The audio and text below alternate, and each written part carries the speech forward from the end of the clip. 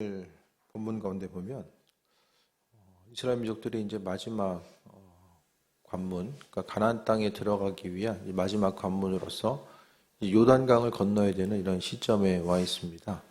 요단강을 건너면 바로 이제 우리가 아는 것처럼 또 여리고성을 만나게 되는데 그 요단강을 건넌 이런 과정들을 보게 되면 지금은 이제 요단강이 되게 협소합니다. 요단강을 바로 건너면 지금 이제 이스라엘 편에서 보면 이제 이스라엘 민족들이 지금 건너기 전 땅이 요르단 땅이고요. 그러니까 강 하나를 건너서 이제 바로 이제 국경이 이제 이어지는 거죠. 근데 지금 보면은 뭐라고 할까요? 시골 보면은 개울이라고 하기는 뭐하고 좀 이렇게 농수로처럼 이렇게 되는 좀 넓은 부분이 있잖아요. 제방이라고 할까요? 그런 사이즈밖에 안 돼요. 가까운 데는. 그러니까 이제 건기에는 특히 더 이제 심하겠죠.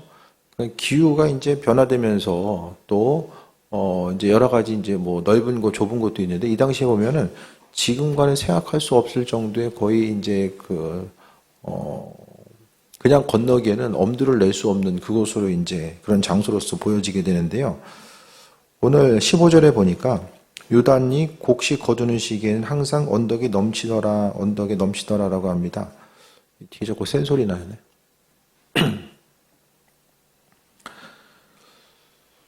밀과 보리를 거두는 그 시기에는 마지막 파종 시기 이전에는 이제 우기의 마지막 순간으로서 비가 이제 상당히 많이 내리는 그 시기인 거죠. 그래서 오늘 본문 가운데서 곡식 거두는 시기라고 표현한 것은 사람이 이제 강의 크기가 그 당시에는 깊고 넓었었기 때문에 사람이 그냥 건너가기에는 무리가 될 수밖에 없는 좀 엄두를 갖기 힘든 상태였다라는 사실을 오늘 본문 가운데 이제 강조하고 있고 그에 합당한 배경 지식들을 우리에게 주고 있는 거예요. 그와 같은 상황 가운데서 이 당시에 보면 이제 여리고성을 이제 함락시키려면은 먼저 또 가나안 땅에 들어가기 위해서는 이제 강을 건너가야 되는데 강을 건널 수 있는 아무런 준비가 돼 있지 않은 상태. 그러니까 쉽게 이야기하면 강물이 끊어지지 않으면은 못 건너가는 거예요. 건너가기 위해서는 아주 뭐라고 할까요? 그러니까 이제 강의 폭이 좁은 곳을 찾아야 되고요. 찾은 다음에는 뭐가 있어야 되냐면은 건기의 극단의 상황이 이를 때까지 기다려야만 합니다.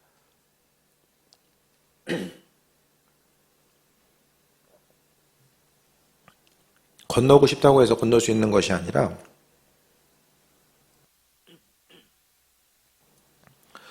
때와 상황을 맞춰야지만 건널 수 있는 상황이었던 거죠. 그런데 그 상황 가운데서 하나님은 항상 하나님의 방법이 있어요.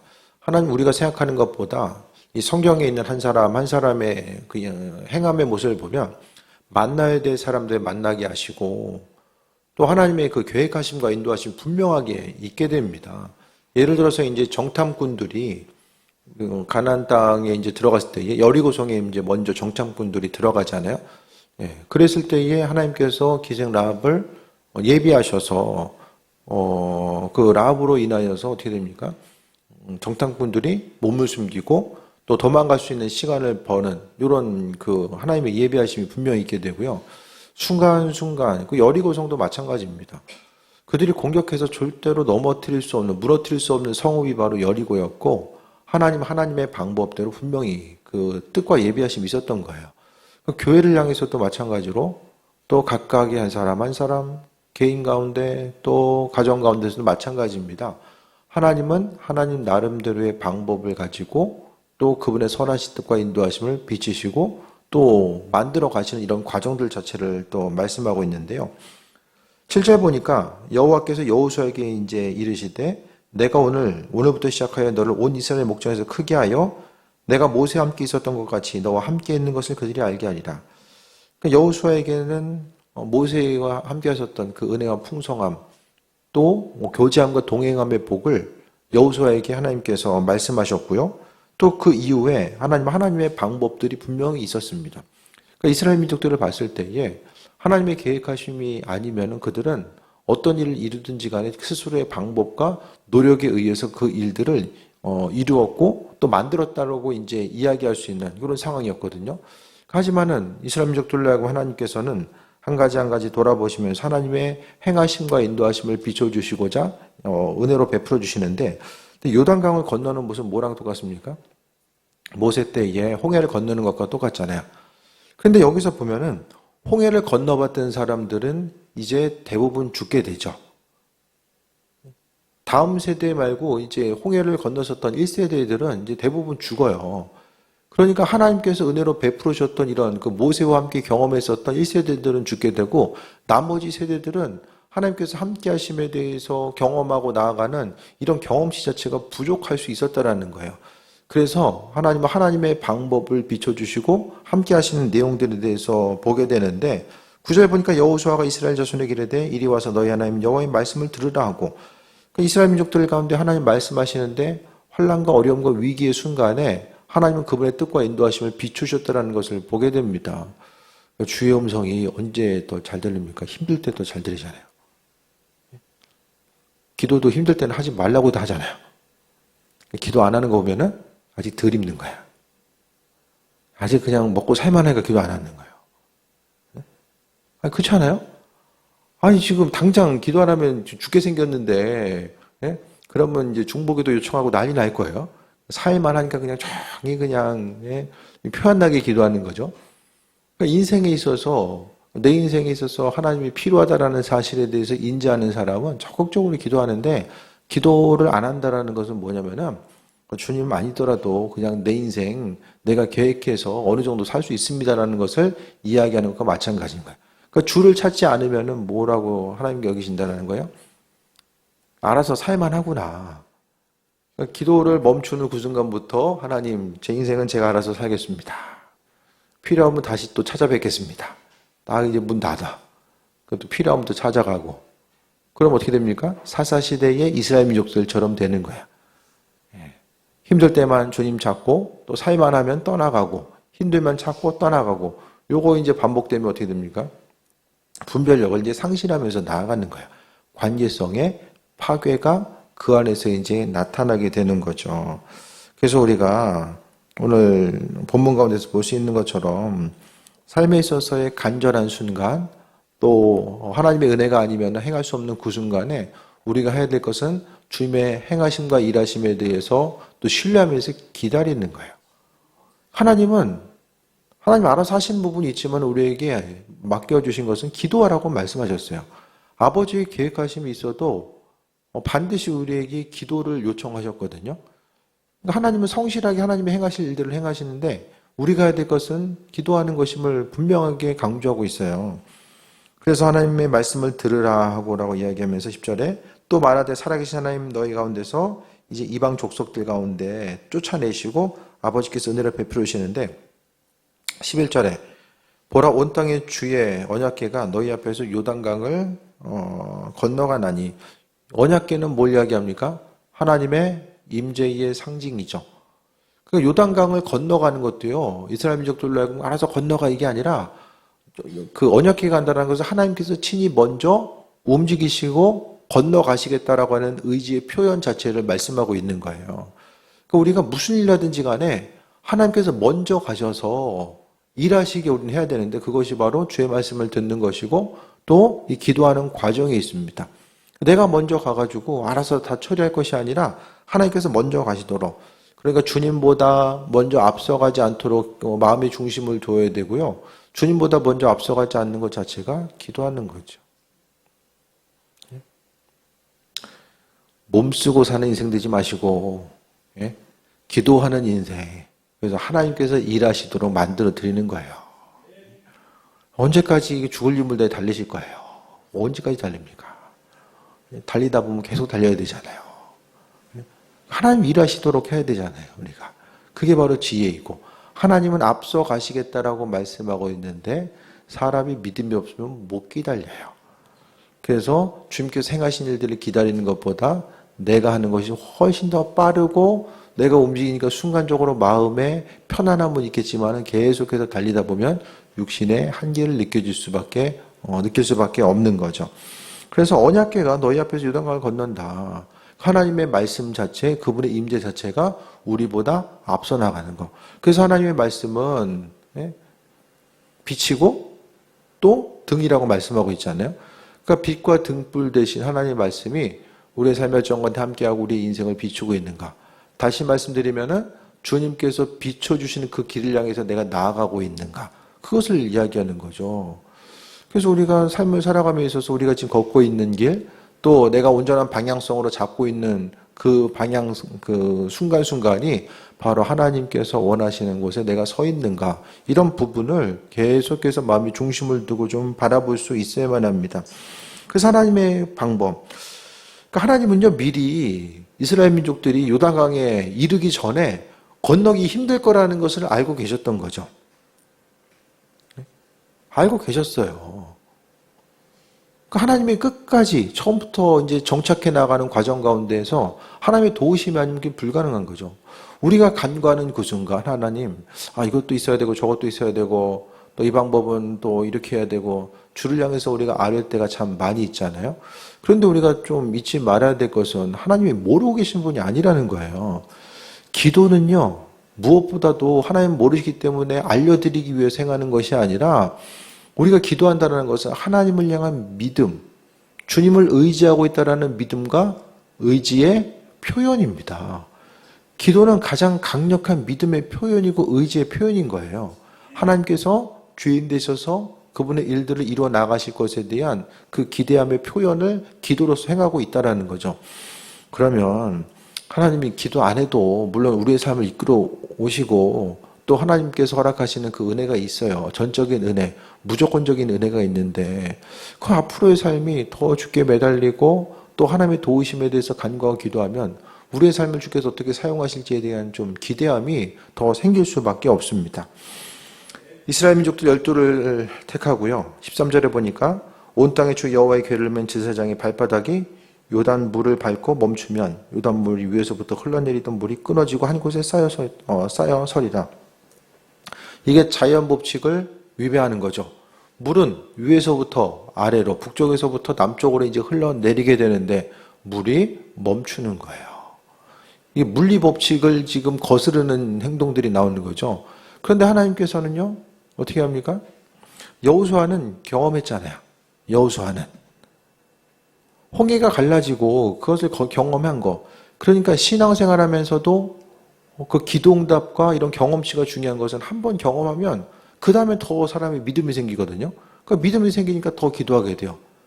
그 반대로 기도 안 하면 믿음도 없어지고 믿음이 없으니까 더 기도 안 하게 되고 악순환이 계속해서 반복될 수밖에 없어요. 그래서 우리는 하나님께서 내 인생 가운데 함께 하셨던 이 좋은 기억을 가지고 기도하는 것 자체가 무엇보다 중요한 모습임을 이야기합니다. 그래서 하나님의 방법을 가지고 언약궤를 맨 제사장이 발바닥으로 요단물을 밟고 서 있으면은 끊어지리라라고 하나님께서 아주 친절하게 이렇게 하면 이렇게 될 거라는 사실을 아주 친절하게 설명해 주고 있죠. 우리 인생 가운데서도 하나님은 꼭 필요한 말씀, 우리가 알아야 되고 꼭 필요한 말씀은 우리로 하여금 깨달아 할 수 있는 은혜를 우리에게 베풀어 주시는 거죠. 그래서 믿음으로 우리가 살아감에 있어서 낮에도 말씀드렸던 것처럼 하나님의 예비하심이 분명하게 있는데 그 예비하심이 어떤 사람에게는 있고 어떤 사람에게는 없고 그것이 아니라 이 차이점이 무엇입니까? 하나님의 예비하심을 경험하는 것과 경험하지 못하는 것? 그 믿음입니다. 믿음의 차이예요. 하나님을 향한 기대함과 소망감을 가지고 있는 사람과 아무 기대 없이 삶을 사는 것. 아니, 하나님하고 입장 바꿔놓고 생각하면 아무 기대함도 없어. 인생 사는 거. 그러니까 기도 안 하고 그냥 하루하루 그럭저럭 사는 사람들에게 은혜와 하나님께서 은혜와 축복을 베푸셔도 그게 우연이지 그게 축복으로 느껴지겠습니까? 예? 그냥 우연적으로 나타나는 거. 시간 가니까 어떻게 좀 해결이 되는구나. 이게 되는 거거든요. 그러니까 하나님은 피조물 된 우리 앞에서 항상 영광받기를 원하시고 참 말씀을 통해 볼 수 있는 하나님은 그분의 존재감을 드러내길 원하시거든요. 자녀들이 우리 앞에서 창조주 하나님은 그분의 존재감을 드러내길 원하세요. 그렇기 때문에 우리가 주께 영광 돌리는 것이고 그러니까 하나님의 창조주 하나님 되심을 그분은 계속해서 나타내십니다. 우리에게. 그 나타내심을 통해서 하나님은 그분의 사랑을 우리에게 비춰주시고 우리는 그분의 사랑을 덧입어서 그분께 영광 돌리는 귀한 삶을 살아갈 수 있게 됩니다. 그래서 무엇보다도 하나님은요, 이스라엘 민족들이 요단강을 건널 수 있도록 예비하셨는데 우리의 삶의 여정 가운데서는 무엇을 예배하고 계실까? 이런 삶의 여정 가운데 뭘 하나님 예배하고 계실까요? 그 예비하심이 없으면 우리는 인생을 어떻게 살아갈 수 있을까요? 하나님 분명하게 예비하신다라고 말씀하고 있거든요. 그러니까 우리가 나 자신이 하나님 보시기에 존귀한 존재임을 깨달아 알고 그 은혜와 풍성함을 경험하는 사람들은 그 기대함도 가져요. 근데 주님께 기대함이 없는 사람들은 하나님께서 나를 볼 때도 별로 기대함 없이 보시겠구나 이렇게 생각을 하거든요. 그러니까 내가 주님 볼 때나 주님이 나를 볼 때나 나 자신이 별로 별 볼 일 없는 존재가 될 수밖에 없는 거예요. 나 자신을 존귀하게 여기는 사람은 내가 세상 가운데 존귀한 것이 아니라 하나님 보시기에 존귀한 존재. 그러니까 하나님께서도 존귀한 나를 위해서 예배하시고 인도하신다는 거. 그러니까 내가 존귀할 수 있는 것은 하나님이 그렇게 우리를 불러주시고 규정하셨기 때문에 주님 마음에 합한 자로서 하나님 마음에 내가 존귀한 자가 될 수밖에 없는 거예요.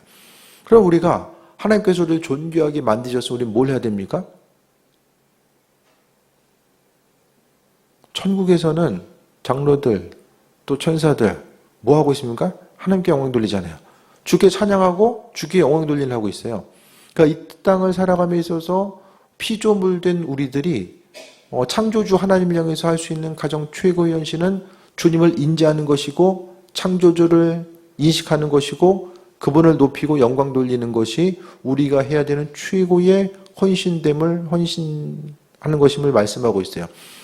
그러니까 물론 성경은요. 땅끝까지 이르러 복음의 증인다라고 말씀하고 있잖아요. 복음 전하는 게 뭐 기계적으로 전할 수가 없잖아요. 그러니까 복음을 전하는 것도 창조주 하나님의 일하심과 인도하심에 대해서 기억하고 그 은혜 가운데 충만한 삶을 누리는 것 자체에 대해서 좀 말씀합니다. 그래서 무엇을 하든지 간에 하나님께서 주인 되셔서 일하시고 함께 하신다라는 것에 대한 이 소망함과 기대함을 가지고 삶을 살아가는 것을 또 이야기하는데요. 14절 보니까 백성이 요단을 건너려고 자기들의 장막을 떠날 때에 제사장들은 언약궤를 메고 백성 앞에 나아가 앉으라. 그러니까 이제는 하나님의 뜻과 인도하심 그 음성이 마음속에 새겨지니까 요단강 건너가는 것이 별로 문제가 안 되는 거예요. 그러니까 주의 뜻을 모르니까 마음의 두려움도 생기고 불편함도 가중될 수밖에 없습니다. 하지만 우리가 기도하다 보면 하나님께서 뭐라고 할까요? 그냥 알게 하시는 은혜? 어떤 그 마음의 평안함을 하나님께서 줄 수도 있고 그냥 마음의 담대함과 평안함을 줄 수도 있고 그냥 주께서 이렇게 하시겠구나. 그냥 자연스럽게 알게 하는 또 은혜 또한 주께서 주신다라는 거예요. 그러니까 오늘 이스라엘 민족들은 그냥 준비하면 하나님 말씀하신 대로 그냥 준비하면서 나아가기만 하면 되는 거예요. 이렇게 될까? 저렇게 될까? 마음 뭐 조마조마하지 않아도 그냥 주님께서 행하실 것에 대한 소망함 가지고 나아가는 거죠. 15절 보니까 요단이 곡식 거두는 시기에는 항상 언덕에 넘치더라. 궤를 맨 제사장이 요단의 이름에 궤를 맨 제사장이 발이 물가에 잠기자 어떻게 됩니까? 위에서부터 흐르던 물이 그쳐서 사르단 가까운 매우 멀리 있는 아담 성읍 변들이 일어나 한 곳에 쌓이고 아라바의 여매로 향하여 흘러가는 물은 완전히 끊어짐에 백성이 요리가 불어 건널세라고 합니다. 그러니까 요단강이 건너가서 이제 흘러가지고 남쪽에 염해, 사해로 이제 가는데 물이 끊어지고 근데 보니까요. 오늘 성경에도 물이 쌓인다라는 말을 하고 있거든요. 들어보셨어요? 물이 쌓인다라는 거? 성경 안 읽어서 그래요. 안 읽어서 못 들은 거예요. 나와 있잖아요, 지금. 물이 쌓인다는 거. 참 구절이 좀 새롭게 느껴지잖아요. 물이 쌓인다라는 거. 쌓인다는 거 하나님께서 맡고 계시기 때문에 물이 쌓이는 거예요. 그럼 이게 믿어지면 하나님께서 물을 멈춘다라는 것 자체가 믿어지게 되면 나머지 삶의 여정 가운데 여러분 스스로 생각하기에 좀 어떤 존재입니까? 나 자신을 생각했을 때 좀 어떤 존재입니까? 하나님께서 내 인생을 주목하신다라는 것에 대해서 좀 신뢰하면서 나아가고 있는가? 내가 나 자신에 대해서 귀하게 여기고 그런 말 하잖아요. 내가 내 자식 귀하게 여기지 않으면 뭐 다른 집 자식이 내 자식 귀하게 여기겠냐? 뭐 이렇게 또 얘기하잖아요. 마찬가지로 나 자신이 우리 스스로가 누구인지에 대해서 믿음의 자존감과 그 가치를 온전히 알고 내가 중요한 존재이기 때문에 하나님은 그분의 선하신 뜻과 인도하신 우리에게 비춰주신다는 것에 대해서 기억하면서 삶을 살아가느냐, 아니면은 그냥 세상 조건 가운데 비춰보면서 나 자신에 대해서 평가하고 살아가는 거, 그것이 아니라 하나님 보시기에 내가 누구인지를 생각한다라면은 요단 강물을 멈추셨던 그 하나님은 내 인생의 주변 가운데 뭘 하고 계시는가? 하나님의 예비하심이 있는데 그 안에서 이제 방법은 뭐가 있죠? 여기서 하나님의 예비하심이 아니면 앞서 얘기했던 것처럼 건기 극단에 가가지고 물이 좀 많이 마를 때까지 기다리거나 뗏목 만들기 위해서 나무 가져오거나 이 수많은 사람들이 뗏목 만들어가지고 건너는 것도 문제가 있고, 아무튼 여러모로 이스라엘 민족들의 광야 시간은 하나님의 예비하심을 경험할 수밖에 없는 이런 순간이었음에 대해서 보게 됩니다. 물이 끊어지고요. 17절 보니까 여호와의 언약궤를 맨 제사장은 요단 가운데 마른 땅에 굳게 섰고 그 모든 백성 요단을 건너기를 마칠 때까지 모든 백성은 그 마른 땅으로 건너갔다. 땅 상태가 마른 땅이었다는 사실을 강조하고 있어요. 그냥 그렇게 건너간 것이 아니라 이스라엘 민족들은 그냥 평지 마른 땅을 건넌 것처럼 건넌 거예요. 그래서 오늘 그 여호수아를 통해서 이야기하는 것은 하나님께서 물을 멈추게 하시고 마른 땅을 건너가게 했다라는 거. 홍해를 건널 때와 마찬가지로 그분의 도우심과 인도하심이 있는 거. 그러니까 우리가 말씀을 볼 때마다 그래 여호수아 시대에 하나님이 그들 백성을 구원하시기 위해서 그냥 강도 멈추시고 그냥 건너갔다. 단순히 그 사실에 대해서 역사적인 사실에 대해서 인지하고 끝나려면은 이거 본문의 내용 처음 듣는 것도 아니고 우리가 굳이 이 시간을 통해 들을 필요는 없어요. 하나님 말씀을 우리가 아는 말씀이지만 이 시간을 통해서 되새기는 이유는 무엇입니까? 오늘 본문 가운데 일하고 계신 주님은, 하나님은 내 인생 가운데 지금 뭘 하고 계시는가? 어떠십니까?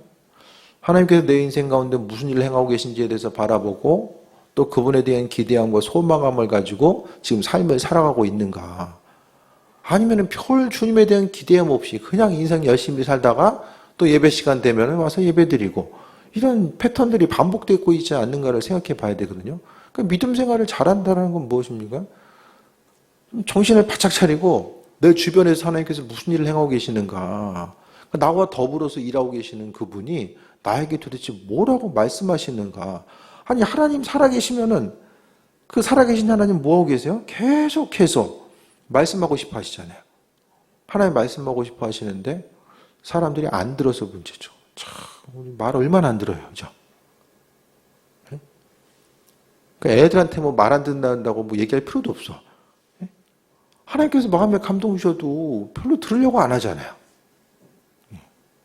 안 듣잖아요, 잘. 잠깐 듣는 척하고 흉내내다가 그냥 좀 시간 좀 지나가면 또 그냥 살고 싶은 대로 살고, 그게 이제 많은 부분 우리 삶의 연속이거든요. 그러니까 주님께 마음의 중심 두는 사람, 좀 끊임없이 듣는 것. 그래서 주의 음성에 대해서 듣고자 하는 모습들이 분명하게 있어져야 됩니다. 계속해서 반복해서 들으려고 힘쓰면 뭐가 나타납니까? 주의 뜻이 무엇인지를 좀 분별이 돼요. 그러니까 주의 음성 듣기 힘든 게 멈춰서 그래요. 듣다 말다 듣다 말다. 뭐든지 간에 운동하는 것도 한 일주일만 쉬어봐요. 새로워요, 새로워. 뭐든지 운동도 일주일만 쉬어보면 정말 힘들고 어렵거든요. 그러니까 끊임없이 주의 음성에 대해서 들으려고 이제 좀 안테나를 세우고 있으면 주의 음성을 듣는 것이 이제 뭔가 좀 자연스럽게 이루어지고 하나님께서 이런 방법에 의해서 이렇게 일하시는구나, 이렇게 말씀하시는구나, 이런 것들이 더 마음속에 새로워지는 거죠. 그래서 하나님은 강물을 건너간 데 있어서 땅이 젖으면은 그 질퍽거리는 땅을 건너가려면 얼마나 힘들어요, 또. 시간도 오래 걸리고. 또 강을 건너다가 또 이제 너무 오래 걸리면 이미 건넜던 사람들은 이제 공격을 당할 수도 있잖아요. 그러니까 마른 땅을 만드셔서 하나님께서는 친절하게 그들로 하여금 하나님의 일하심과 인도하심을 경험할 수 있게 하신 거죠. 그러니까 성경에서 나와 있는 하나님 얼마나 친절하게 일하세요. 아주 친절하잖아요. 그렇지 않으세요? 그 만나를 허락하실 때도 안식일 때는 일하지 않게끔 만드시기 위해서 그냥 토요일 날은 2배 주시고, 예? 하나님의 선하신 계획, 아주 세밀하시고 치밀하시고, 하지만 그 세밀함과 치밀함 가운데서 그분의 사랑과 인도하심이 역시 또 그 기저에 흐르고 있다는 사실을 또 발견합니다. 그래서 하나님은 그냥 대충 일하시는 분이 아니라 세밀하게 하나하나 바라보시고 기억하시며, 하나님은 하나님의 방법대로 그분의 선하신 뜻을 아무에게나 비춰주시는 것이 아니라 알려고 하고 들으려고 하고 믿음으로 반응하려고 하는 그들에게 하나님의 선하신 뜻을 비춰주신다는 거예요. 그래서 우리가 이 세상 가운데 열심히 삶을 사는 것에 정말 몇 프로라도 좀 주의 음성 듣는 것에 그 에너지를 또 열정을 사용하게 되면 또 우리가 지금보다는 훨씬 더 주의 뜻 가운데 승리하는 삶을 살 수 있을 거예요. 근데 하다 계속 하다 보면은 하나님은요, 이 말씀 가운데 만홀히 여김을 받지 않는다라고 이야기하잖아요.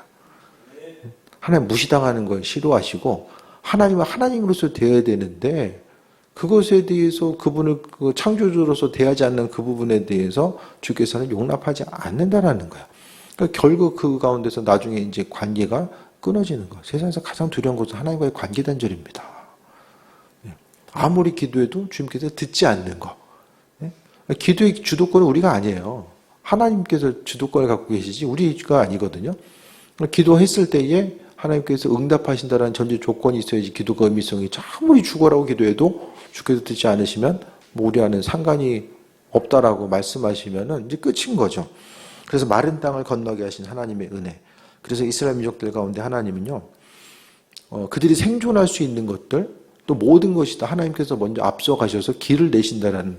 그래서 가나안 땅에 입성하는 그 첫 출발점에 있어서 언약궤로 하여금 먼저 앞세우셔서 가셨던 이유 자체는 모든 일의 주권과 또 일을 만들어감에 있어서 핵심적인 내용들은 다 하나님께서 하나님 방법대로 행하신다라는 그 방식과 원리 자체를 이스라엘 민족들로 하여금 비춰주고 있는 거예요. 그래서 우리의 인생길이 주님께서 만들어 놓으시고 또 멈춰 놓으신 길을 만드신 그곳을 향해 나아가고 있는가? 아니면은 강 건너기에서 열심히 지금 수영 배우고 있는가? 이런 부분들을 좀 점검해 봐야 됩니다. 전심을 다해서.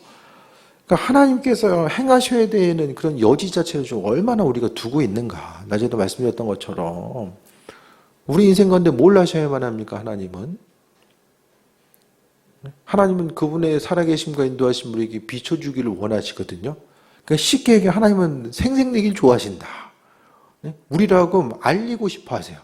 그래서 뭐 무슨 일이 있으면은 여기 나와 있는 것처럼 12지파 돌 12개 해가지고 기념비를 세워라. 기념해라. 기념하라는 거 계속 이야기잖아요. 그러니까 알리고 싶으신 거 하나님도 무슨 일을 행하셨는지. 역사 속에 조용히 일하시기도 하시면은 그분의 살아계심과 인도하심을 나타내기를 원하시는 거죠. 눈치 있는 사람 어떻게 됩니까? 아, 주님께서 행하셨구나. 이것에 대해서 인지하고 영광 돌리고 감사기도 하고 또 주님께서 하실 것에 대한 소망을 가지고 오늘 하루도 이끌어 주셨는데 내일 하루의 삶도 하나님께서 또 만들어 갈 줄 믿습니다. 기대함과 소망함을 그분께 두고 인생을 살아가는 거예요. 말하는데 돈 들어요? 말을 어디다 어떻게 쓸 것이냐. 말 한마디라도 좀 주를 향해서 애매한 데 쓰지 마시고 말을 하나님을 향해서 그분께서 하심에 대해서 소망함을 가지고 선포하고 나아가는 것. 말하다 보면 누가 들어요? 내가 듣잖아요. 내가 말하는 걸 내가 들어요. 내 기도 소리를 내가 듣고 그러니까 내 믿음이 성장하는 거예요. 내가 방언 기도했을 때에 내 안에 있어서 또 악한 영이 그 방언 소리를 듣고 반응하고 또 떠나가게 되는 이런 역사들도 있고요. 그러니까 이런 영적인 원리들에 대해서 분명히 인식하고 성경엔 우리가 살면 기쁘고 평안하게 또 안정감 있게 살아갈 수 있는 여러 가지 방법들을 이야기하는데 이 방법과는 반대적으로 삶을 살아가는 거. 주의 뜻과는 상관없이 그냥 보이니까. 이 소돔과 고모라 성이 있을 때 조카 아브람과 또 조카 롯도 마찬가지야. 그냥 보이기에 좋아 보이니까 그쪽으로 움직이고 반응하는 거. 내가 보기에 좋은 것은 남들 보기에도 좋다. 그리고 경쟁이 치열할 수밖에 없는 거예요. 그러니까 하나님의 방법, 그분이 주시는 것 가지고 또 움직이고 또 반응하는 삶을 살아가야 되는 말씀하고 있습니다. 그래서 오늘 하루 또 올해를 이제 출발하고 이제 벌써 이제 3월이 되었는데 하나님이 도대체 무슨 일을 행하고 계신가, 내 주변에서. 무슨 일을 행하고 계신가. 다 하나님 딴 사람 쪽으로 이렇게 가셨습니까? 내 주변에 있다가 그냥 딴 데로 다 가셨어요? 그래서 맨날 그냥 간증 듣다 끝난 인생이, 뭐 내 인생 그렇게 살고 싶다고 그렇게 살면 되는데, 좀 그렇잖아요. 간증의 주인공, 물론 좀 쉽지 않을 수는 있어요. 하나님 일하심에 대해서 증거하는 거 쉽지 않을 수 있지만은, 그래도 말씀 가운데 있는 하나님, 창조주 하나님에 대한 믿음이 있으면 내 인생 가운데 하나님께서 어떤 일을 행하고 계시다라는 것에 대해서 분명히 기억하는 거죠. 그와 같은 믿음과 또 나 자신에 대한 이 믿음의 정체성이 없이 어떻게 신앙생활을 할 수 있겠습니까? 그래서 하나님 보시기에 우리가 하나님이 중요한 존재라고 한다면 하나님도 우리를 중요하게 여기실 거예요. 그러니까 중요하게 하나님 보시기에 존재한 존재로서의 나의 삶을 어떻게 사용할 것인가. 이 주어진 이 한정적인 삶을 어떻게 사용할 것인가. 이런 부분들을 좀 돌아봐야 됩니다. 세상에 아주 죽어라 우리는 그 시간을 보내고 행하는 많은 것들이 결국에는 다 나중 시간 지나고 나면 썩어 없어질 것으로 나타나지 않아요. 그러니까 좀 삶의 여정 가운데 좀 올 한 해도 하나님께서 만들어 주시는 것들을 좀 바라보고, 성경에 보면 시온의 대로라고 이야기하잖아요. 시온 예루살렘이고 예루살렘을 향하는 그 대로, 하나님께서 길을 열어주시고 이 만들어주신 이런 과정들 자체를 이야기하거든요. 그러니까 창조주를 좀 인정하고 인지하고 그분께 영광 돌리고, 또 무엇보다도 내 주변에서 그분께서 뭘 하고 계시는가, 당장 눈에 안 보여도 계속 주를 향해서 찬양하고 영광 돌리는 거예요. 네? 영업을 해도 잘 안 돼. 그럼 어떻게 됩니까? 네, 이럴 줄 알았어. 이렇게 해야 돼요? 오늘 주실 거 또 내일 몰아주시려고 또, 예? 우리의 삶을 겸손하게 만드시기 위해서 하나님께서 또 한 템포 쉬게 하시는구나. 그럼 내일을 향해서 출근할 때 어떻게 됩니까? 주께서 무슨 일을 해가실래나? 예. 그날 또 뒤통수 맞을 수도 있어요, 우리가. 그럼 어떻게 됩니까? 예. 아버지께서 어떻게 몰아서 주시려고 또 쌓아놓고 계시는구나. 미안해서라도 주실 거야, 아마. 아무 생각이 없이, 뭐 힘든 날 있고 그냥 인생 살다 뭐 이런 날도 있구나, 또 지나가고. 스트레스, 일이 안 되면 계속 몸과 몸의 스트레스를 계속 쌓아가지고 그냥 몸과 마음이 상하고, 힘드니까 기도도 안 돼. 기도 안 되고 인생 살다 보니까 더 힘들어. 신앙생활 뭐 하래요, 그러면? 아무 도움이 안 되잖아요, 믿음 생활이. 하나님 일하심 자체가 아무 도움이 안 되잖아요. 그러니까 성경에서의 믿음을요, 너무 이렇게 대단하고 거창한 것으로 여기기보다는 그냥 우리가 소시민으로서 하루하루 살아감에 있어서 주를 향한 기대함 가지고 사는 거예요. 주를 향한 기대함. 그래서 무슨 일 하든지 간에 내가 할 수 있는 그 일들도 하나님께서 먼저 행하시고 인도하시는 것들에 대해서 바라보게 하시고, 또 하나님께서 사람의 마음 움직이는 것도 다 하나님 하셔야 되잖아요. 우리가 사람 마음 움직일 수 있습니까? 그러니까 그분께서 행하실 것에 대한 기대함과 소망함 가지고 이 삶을 살아가는 것이 이 마음의 중심이 되어서 이제 움직여야 되는 거죠. 그래서 무엇보다도 하나님의 예비하심, 그러니까 요단강을 건너게 하신 하나님의 그 예비하심은요, 날마다 삶의 정건 우리와도 함께하는 거예요. 어떤 사람들에게, 믿음이 있는 사람들에게 창조주 하나님께서 나와 함께하심에 대한 기대함과 소망함을 가지고 삶을 살아가는 그 모든 사람들 가운데 주의 은혜는 충만하고도 동일하게 넘쳐나게 됩니다.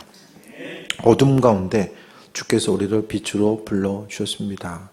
빛 대신 주님께 나아갈 때마다 또 세임 얻고 아버지께서 하실 것에 대한 기대함과 소망함, 이한 달은 주께서 어떤 일들을 행하시려나, 그 소망함, 그 기대함과 소망함이 계속해서 이어졌을 때에 내 믿음이 또 바라는 것들의 실상이 되고 하나님의 예비하심과 인도하심을 경험하는 또 귀한 모습 될 줄 믿습니다. 믿음으로 선포하고 승리하는 귀한 삶 되시기를 축원드립니다. 기도하겠습니다. 아버지의 사랑 가운데 감사드립니다. 모든 것이 다 주님의 은혜임을 기억하게 하시고, 또 어디서 무엇을 하든지 간에 또 세임 얻는 삶으로 주관하여 주옵소서. 우리 마음과 생각을 주관하여 주시고 하나님 역사하여 주시며 하루하루의 삶이 주님 마음에 합한 자로서 온전한 삶을 살기 원하오니 주님 일하시고 또한 영광받아 주옵소서. 아버지의 사랑에 감사드립니다. 예수님의 이름으로 기도드립니다. 아멘.